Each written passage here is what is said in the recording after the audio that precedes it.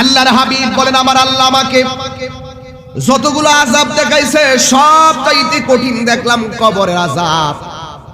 কিন্তু কবরের ভিতরে বেনামাজির জন্য 3টা আযাব বরাদ্দ রাখা হয়েছে। কয়টা আযাব? 3টা আযাবের মধ্যে প্রথম আযাব হলো ডান পাশের মাটিগুলো এক প্রান্তে যাবে, বাম পাশের মাটিগুলো আরেক প্রান্তে যাবে।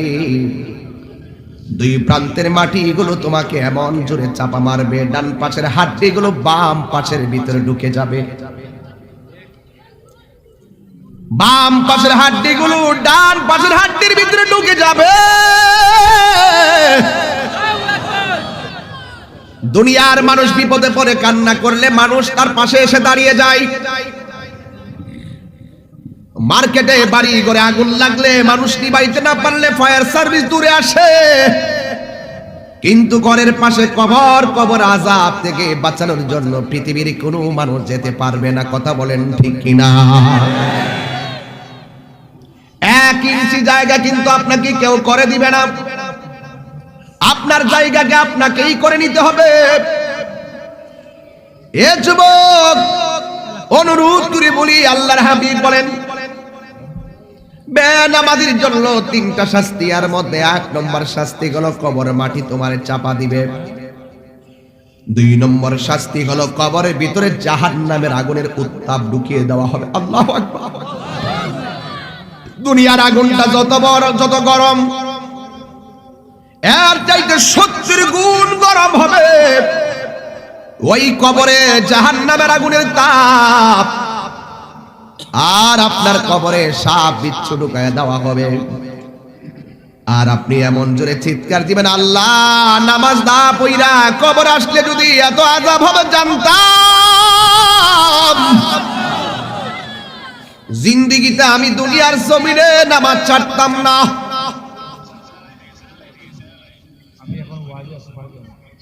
दुनिया के लिए आखिरत बर्बाद ना करो, किसी इंसान को खुश करने के लिए अल्लाह को नाराज ना करो। दुनिया दुनिया कइरा आखिरत के बर्बाद करा जाबे ना। আর দুনিয়ার কোন মানুষকে খুশি করতে যাইয়া আমার আল্লাহকে বেজার করা যাবে না। কথা বলেন ঠিক কিনা? আলিমুল গায়বি ওয়াশ শাহাদাতি হুয়ার রহমানুর রহিম।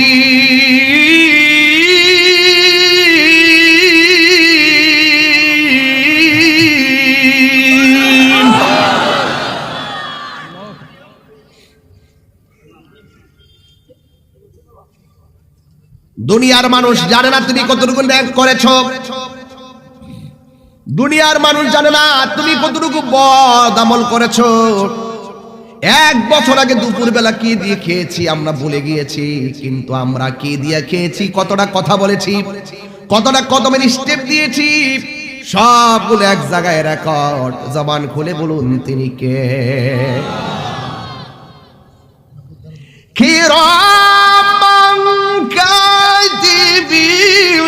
يعلمون ما تفعلون।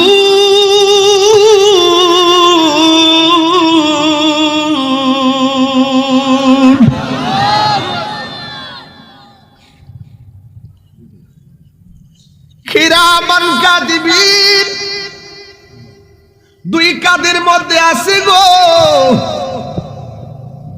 ভালো করলে ভালোটা লেখে, মন্দ করলে মন্দটা লেখে। বাবারে আমার, যা প্রকাশ্যে করেন আর যা গোপনে করেন কেউ জানে না। জবান খুলে বলুন জানে কে? সব আমার আল্লাহ জানেন। এই জন্য প্রকাশ্য গুনাহ করলো আমার আল্লাহকে ভয় করতে হবে, গোপনে গুনাহ করলো আল্লাহকে ভয় করতে হবে। কারণ আমরা তো জানি না আল্লাহর ভয় কিভাবে করতে হয়। হাতের মধ্যে একটা মদের বোতল নিয়েছেন, মদের বোতলটা হাতে নিয়ে ডানে তাকায় দেখছেন কোনো মানুষ নাই, বামে তাকায় দেখলেন কোনো মানুষ নাই, সামনে তাকায়া দেখছেন কোনো মানুষ নাই, পিছনে তাকায়া দেখছেন কোনো মানুষ নাই।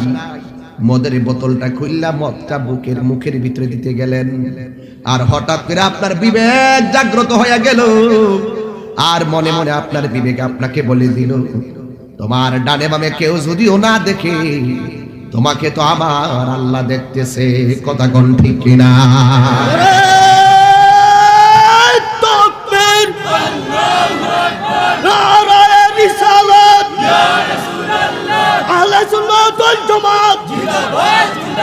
কুরআন সুন্নাহর আলো মসলকে আলা হযরত জিন্দাবাদ জিন্দাবাদ নারায়ে তাকবীর ইন্নাল্লাহা মা'আল্লাযীনা তাকাও ওয়াল্লাযীনা হুম মুহসিনুন।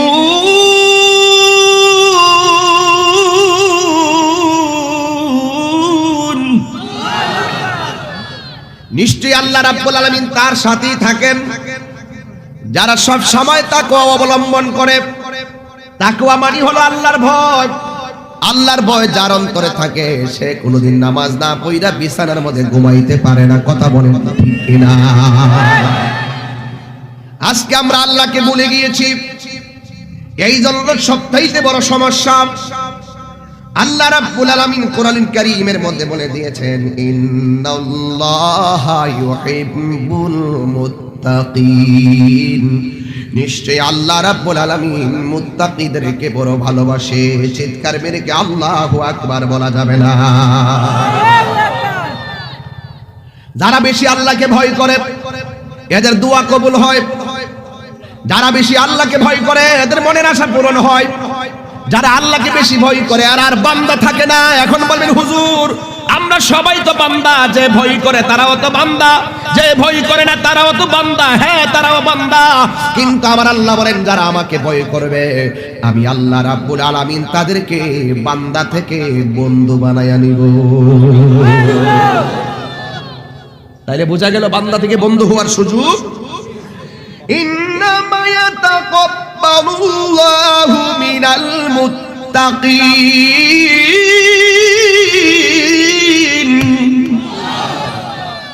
আল্লাহ সবকিছু কবুল করে মুত্তাকিদের থেকে। আল্লাহকে যারা ভয় করে এরা কোনোদিন মায়ের বুকে লাথি মারতে পারে না। আল্লাহকে যারা ভয় করে তারা কোনোদিন হারাম খাইতে পারে না। আল্লাহকে যারা ভয় করে তারা কোনোদিন মানুষ ঘুম করতে পারে না। আল্লাহকে যারা ভয় করে তারা কখনো অগ্নি সংযোগ করতে পারে না। আল্লাহকে যারা ভয় করে তারা কখনো বোমাবাজি করতে পারে না। আল্লাহকে যারা ভয় করে তারা কখনো মুনাফিকি করতে পারে না। ঠিক কিনা বলো, ঠিক কিনা বলো? নারায়ে তাকবীর নারায়ে রিসালাত কুরআন সুন্নাহর আলো কুরআন সুন্নাহর আলো তাইরে তুমি এগিয়ে চলো। নারায়ে তাকবীর আর আল্লাহু আকবার বলেন। আর আল্লাহু আকবার। আমার জীবনের অনেক কঠিন মুহূর্ত ছিল, অনেক মুহূর্ত আমার জন্য সহজ হয়ে গিয়েছে। আমি সবচেয়ে বিশ্বাস করি দেওয়ার মালিককে, ইজ্জতের মালিককে। আমি আল্লাহকে অনেক ভয় করি। যেই কোনো মুহূর্তে আমার কাছে আজরাইল চলে আসতে পারে। আর আল্লাহকে যারা ভয় করে তার জীবনের কাজ সব সহজ করে দিয়ে আমার আল্লাহ বলছেন। আয়াতটুকু পড়ছি বোঝার জন্য।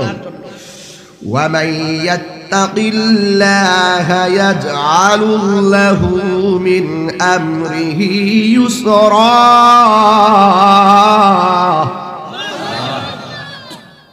আল্লাহ রাব্বুল আলামিন বলছেন যারা আমি আল্লাহকে ভয় করবে তার সব কাজ আমি সহজ করে দিব। জোরে বলো সুবহানাল্লাহ। তোর ডানে কেউ নাই, বামে কেউ নাই, সামনে কেউ নাই, পিছনে কেউ নাই। তুমি নিজে খুব একা মনে করতেছো না। আল্লাহ বলছেন তোমরা তোমাদের অন্তরে আমার ভয় রাখো। যদি আমার ভয় রাখো, শুনো কি বলছি। তেলাওয়াত করার পরে এমন জোরে আল্লাহকে ডাক দিবেন যেন কবরবাসীর আযাব মাফ হয়ে যায়। সুবহানাল্লাহ বলেন। সবাই কি প্রস্তুত? আমার যুবকগুলা কোথায়? যুবকগুলা পান্ডিত কই? যুবকগুলা পান্ডিত। আচ্ছা নামা নামা, বসো বসো, ফালতু একটু না, বসো। এটা আওয়াজটা বড় করে বলবেন। যৌবন যার যুদ্ধে যাওয়ার সময় তার কথা বলেন, ঠিক না বেঠিক? ওয়ালামু আন্নাল্লাহা মাআল মুত্তাকিন।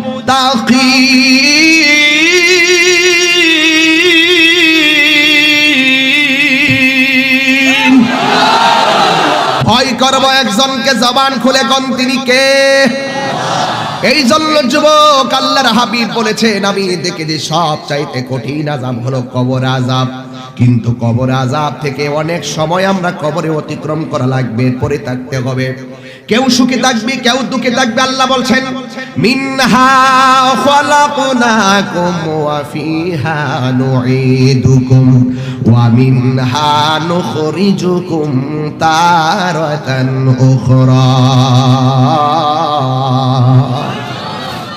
আল্লাহ রাব্বুল আলামিন বলেন, এই মাটি থেকেই তোমাকে সৃজন করা হয়েছে, এই মাটিতেই তোমাকে দাফন করা হবে, এই মাটি থেকেই তোমাকে একটা ময়দানে তোলা হবে। যে মাটিগুলো কোনো সাধারণ এই এঁটেল মাটি, বেলে মাটি, পলি মাটি, দোআঁশ মাটি নয়। ওই ময়দানের মাটিগুলো হবে তামার মাটি। অনেকে তো মনে করে হাসরের মাঠটা আসমানের উপরে হবে। না না না না, হাসরের ময়দান আসমানের উপরে হবে না। এখন বলবেন, হুজুর বিশ্বে তো অনেক দেশ আছে, কোন দেশের মধ্যে হাসরের ময়দানটা আল্লাহ সাজাবে? হাদিস কইলা দেখেন, ওই হাদিসের ভিতরে শাম সিরিয়ার কথা বলা হয়েছে। ওই জায়গার ভিতরে আমার আল্লাহ হাসরের ময়দানটা সাজাবে, যেই দেশের জন্য আল্লাহর হাবিব দোয়া করেছিলেন। কথা বলেন ঠিক কিনা? এ বন্ধু, ইতিহাস জানতে হবে।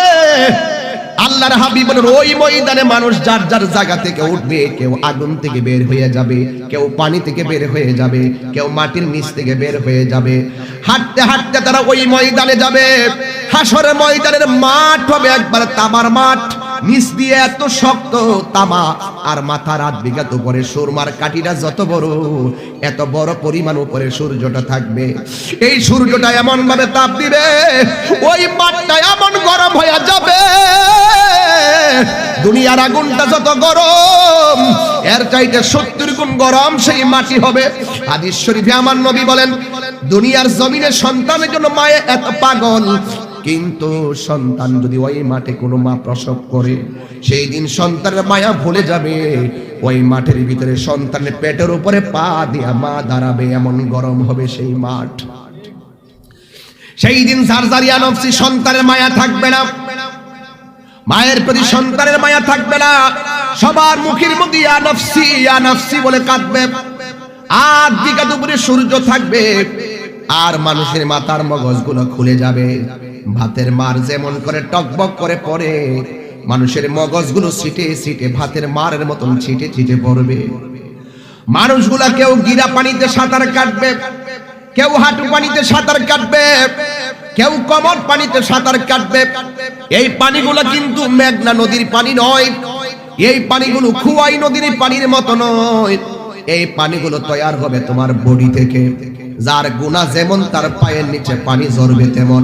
আর এই পানিটা হবে দুনিয়ার আগুনের চাইতে 70 গুণ গরম। পোল্ট্রি মুরগি মেশিনের ভিতরে দিলে যেইভাবে চামড়া থেকে পাখাগুলো আলাদা হয়ে যায়, ঠিক এমন ভাবে তার হাড্ডি থেকে গোশতগুলো আলাদা হয়ে কঙ্কাল হয়ে যাবে। বিচারটাই শুরু হবে না। আমরা আদম নবীরে বলবো হিসাবটা শুরু করেন, ইব্রাহিম নবীরে বলবো হিসাব শুরু করেন, কিন্তু কেউ আল্লাহর কাছে বলার সাহস পাবে না, আল্লাহ হিসাবটা শুরু করো। 50,000 বছর পর্যন্ত মানুষ ওই ময়দানে দাঁড়ায়া থাকবো, জবানের মধ্যে শুধুমাত্র ইয়া নাফসি বলে কাঁদবো। যুবক, আমার দুনিয়ার মানুষ বড় স্বার্থপর। আমার কবরের আযাবের ভাগ পৃথিবীর কেউ নিবে না, আমার হাসরের ময়দানের কষ্টের ভাগ পৃথিবীর কেউ নিবে না, কেউ নিবে না। ওই কঠিন মুসিবতের সময় 1,24,000 পয়গম্বর বলবে নাফসি নাফসি, আর আমার আল্লাহর কাছে আমার নবী বলবে, আল্লাহ আমার উম্মত 50,000 বছর দাঁড়ায় রয়েছে, আর কত দাঁড়ায় থাকবো, তুমি মেহেরবানি করে বিচারটা শুরু করো। যার কথার দ্বারা 50,000 বছর পরে বিচারটা শুরু হবে, 50,000 বছর এই জায়গাতে দাঁড়ায় থাকবে কষ্টের উপরে, সূর্য মাথায় নিয়ে। যার কথার দ্বারা বিচারটা শুরু হবে, তিনি হলেন তোমার আমার নবী রাহমাতাল লিল আলামিন। জোরে জোরে কি আল্লাহু আকবার বলা যাবে না? ওয়া হুয়াল গাফুরুল ওয়াদুদ, he is the forgiving and loving. ওই যে আল্লাহ প্রেমময় এবং ক্ষমাশীল, Allah is the first, last, open and secret, our creator and almighty. এটা আল্লাহ প্রমাণ করবেন হাসরের মাঠে, আমি আল্লাহ বড় মায়া কইরা বান্দা বানাইছি। এ যুবক যুবক, আল্লাহ কাহার দিকে রহমান হয়ে যাবে। এবার আল্লাহ বলবে, ও বন্ধু আপনি চান আমি আল্লাহ আপনাকে দিব। আল্লাহ বলবে, ও আমার নবী বলবে, ও আল্লাহ এই সমস্ত লোকগুলো কাঁদতেছে। আমার আল্লাহ বলেন, বন্ধু গো আজকের ময়দানে আমি আল্লাহ ছাড়া আর কোন আল্লাহর ছায়া ছাড়া আর কোনো ছায়া নাই, আমি আল্লাহর ছায়া ছাড়া আর কোনো ছায়া নাই। আমার নবী আপনার নবী বলে হাসরের ময়দানে বিভীষিকাময়ী প্রান্তরে সবাই কাঁদবে, কিন্তু 7 শ্রেণীর মানুষকে আমার আল্লাহ টেনে টেনে টেনে টেনে, কয় শ্রেণী বললাম রে ভাই?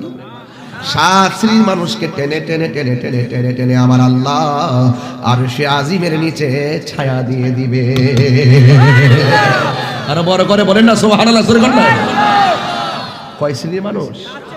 পরের জায়গা পরের জমিন ঘর বানায় আমি রই, আমি তো সেই ঘরের মালিক নই। এই জমিনটা কার? এক আল্লাহ। আরে বাবা এটা তো একটা মালিক আছে না, আমাদের ধান টান যা লাগা। আল্লাহর যদি কোন কাল কাইসা আমি একটা বাড়ি বানাইলাই, আপনারা যেমন আল্লাহ আমারও তেমন আল্লাহ, ওই অধিকার তো সবারই আছে কিনা বলেন? তাইলে বোঝা গেল আপনি দাগ নাম্বারের মালিক।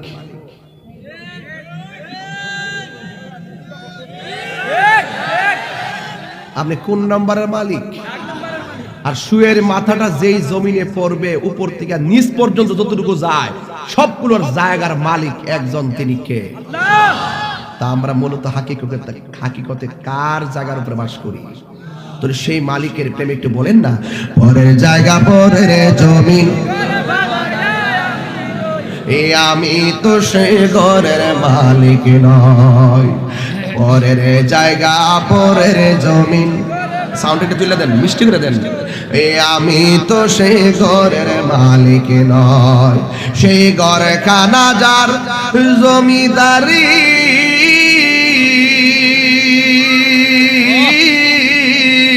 আমি পাই না তাহার হুকুম জারি, সেই ঘর খানা যার জমিদারি,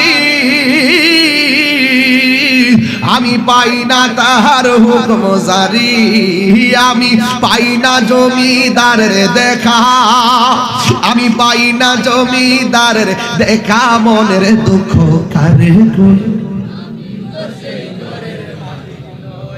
জমিদারের ইচ্ছা মতো দেই না জমি চাষ, তাই তো ফসল ফলেন আর দুঃখ 12 মাস। জমিদারের ইচ্ছা মতো দেই না জমি চাষ, তাই তো ফসল ফলেন আর দুঃখ 12 মাস। আমি খাজনা পাতি ছবি দিলাম, আমার জমিন আমার হয়েছে নিলাম, আমি চলি যে তার মন জোগায়া, আমি চলি যে তার মন জোগায়া, দাখিলাই মিলে না সই, আমি তো সেই ঘরের মালিক নয়। বলো পরের জায়গা, আমি তো সেই ঘরের মালিক নয়। পরের জায়গা পরের জমিন,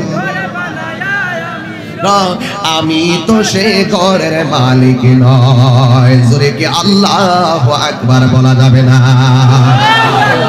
আরে পচা বীজ মাটির উপর থেকে, পচা বীজ মাটিতে লাগালে গাছ উঠে?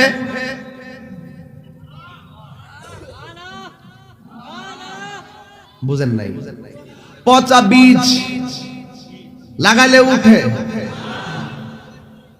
উঠে? ইন্নাকা লা তাজনি মিনাশ শাউকিল ইনাব, আঙ্গুরের গাছ থেকে কাঁঠালের আশা করা যায় না। মাটির উপরে থাইকা নবীর সঙ্গে বিরোধিতা কইরা, মাটির উপরে থাইকা ওলি আল্লাহর বিরুদ্ধে কথা বইলা, মাটির উপরে থাইকা সুদ ঘুষ খাইয়া, মাটির উপরে থাইকা খুন হারামি কইরা মাটির উপরে থাইকা নবীর বিরুদ্ধে কথা বইলা মাটির উপরে থাইকা কোরআনের বিরুদ্ধে কথা বইলা মাটির উপরে থাইকা ওই আল্লাহর বিরুদ্ধে কথা বইলা মাটির উপরে থাইকা মা বাবার বুকে লাথি মাইরা মাটির নিচে যাইয়া জান্নাতের বিছানা পাওয়া যাবে না। হাত তুলে বলো ঠিক কিনা বলো। আল্লাহু আকবার।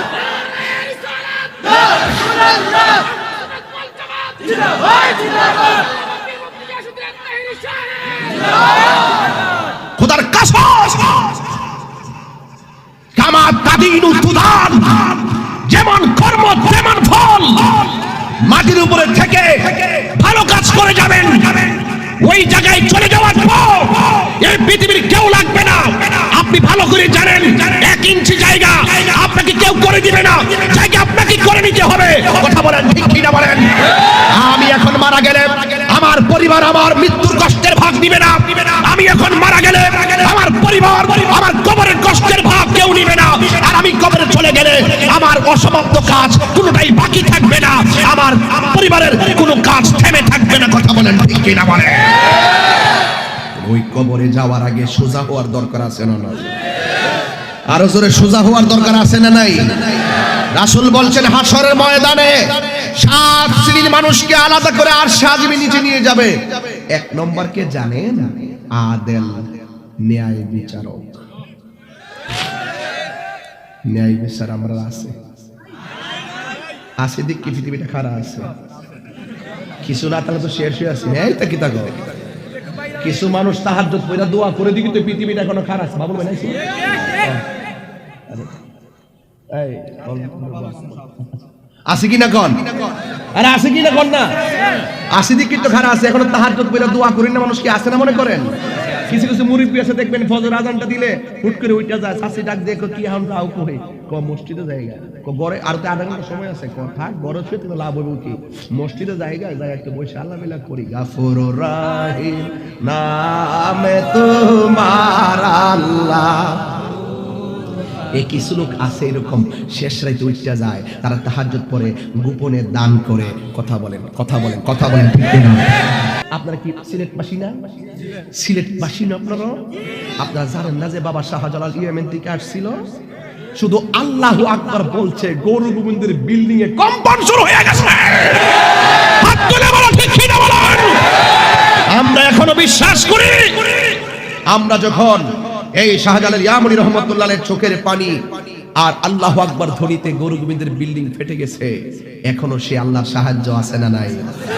হাসরের ময়দানে সর্বপ্রথম যাকে আরশে আজিমের নিচে ছায়া দেওয়া হবে ওই মানুষটা হলো ন্যায় বিচারক। এই ন্যায় বিচারকের মূল্য আমার আল্লাহর কাছে আছে না না? আমার যুবক ভাইয়েরা, আমার মুরব্বী বাবাজিরা, আমার যুবক ভাইয়েরা, আমার মুরব্বী বাবারা, পায়ে হাত দিয়া বলি, পায়ে হাত দিয়া বলি, 2 নম্বর হলো যে মানুষটা মসজিদের জন্য দিবানা, যেই মানুষটা ইবাদতের জন্য দিবানা, যেই মানুষটা আল্লাহর জিকিরের জন্য পাগল, এই জিকির আমরা চাই কি চাই না? চান তো ইনশাআল্লাহ? আরো জোরে চাই কি না? ভাই সাহেব, এবার যখন আমি নির্বাচন করি আমার হলফনামা দিক পুরা পত্রিকাতে হেডিং দিছে আমি সুদ খাই। এবার 5,000 টাকা নি 17,000 না 5,000 টাকা 22,000 রে 22,000 বলে আমি বলে 22,000 টাকা সুদ খাইছি। নির্বাচনে যারা প্রার্থীও এদের সবার হলফনামার ভিতরে এই অপশনটা পূরণ করতে হয়, নাইলে প্রার্থিতা বাতিল। লেখা আছে সঞ্চয়, আমানত, সুদ। আলগা আলগাও নাই, আলগা আলগা থাকলে আমি আমানত লিখতাম, সুদ লিখতাম অথবা সঞ্চয় লিখতাম, তাহলে বুঝতে পারতো 3টা কলাম একসাথে। তো এটা যখন আমাদের ট্যাক্স ফাইল যখন আমরা করি তখন আমাদের আইনজীবী যখন কাজটা করছে তখন এটার উল্লেখ করছে তাহিরুল রশিদ। অথচ বাংলাদেশের সবাই এটা পূরণ করে, কেউ দোষ নেই তাহিরুল। এই টাকাটা যে ব্যাংক আমার দিছে, আপনি যদি একবার আমানত রাখেন, সুদ ছাড়া প্রক্রিয়া ছাড়াও রাখেন, কিছু না কিছু আপনার অ্যাকাউন্টে তারা যোগ করে। এই টাকাটা কি আমি তুলছি না খাইছি না কাউরে দিয়া দিছি, সওয়াবের আশা ছাড়া দান করে দিছি বা এমনি দিয়া দিছি, আমারটা আমার না জিগায়া আমার একটা ফতোয়া তারা দাঁড় করে দিছে। এরপরে বাজান এমন একটা বাস দেওয়া দিছি বাজান, মোটামুটি বাংলা ওয়াশ করে দিছি।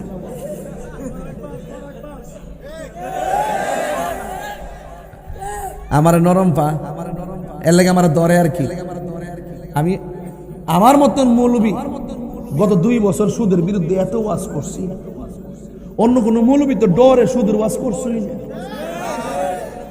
দইরা নিলা, খাইয়া নিলা। আর আমি এমন দাওয়া দিছি সুদখুর রে, জন্মের দাওয়া দিছি সুদখুর।